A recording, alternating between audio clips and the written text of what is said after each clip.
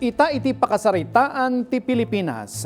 Napapatay ni Diego Silang ijay vegan Ilocosur iti edad na 32 kalpasan at trinaydor ti kailian na amistiso Espanyol Ilocano ani Miguel Vicos. Dado mapay arikos ti istorya intay amwen kani Anjel Kim Pengosro.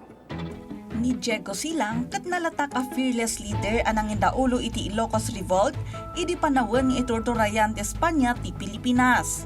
Pinagkaykaysa na idi ti adu nga Ilocano iti naturod at tignay amang ikalikagom iti waya-waya manipod kadagiti manang abuso nga opisyal ti Espanya.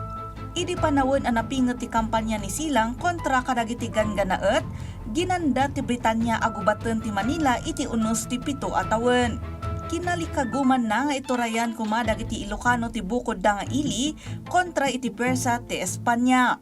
May basar iti panagsirarak dagiti historian ni Silang ket pinatay ni Miguel Vicos. May sa amistiso Espanyol Ilocano akadwana ni Pedro Bekbek. Maatap nga naarami ti pamapatay.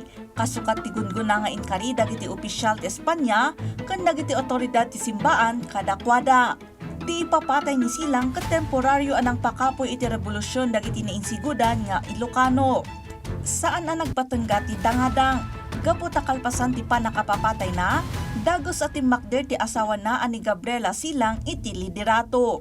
Intuloy na ti panakidangadang kadagiti persa ti Espanya. Nabuyugan iti turod ken determinasyon, indawluan ni Gabriela dagiti rebelde at tropa iti nagtengaan ti Ilocos kun Abra, ang nagbalin a kaunaan a babae a leader iti revolusyon, iti pakasaritaan ti Pilipinas.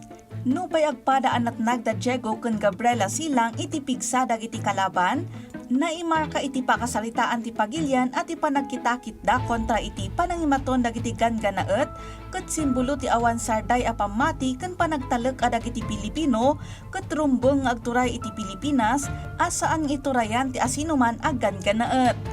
Malaglagip ni Diego Silang kas liberator of Ilocos. May sa bannuar iti kailocanoan nga iti naminsan nagbalin ang sariked-ked dagiti Pilipino iti kagimungan. Kanayon alaglagipen, pasamak idi, adal, ita, pagsarmingan, iti masakbayan. Anjel Kim Pengosro.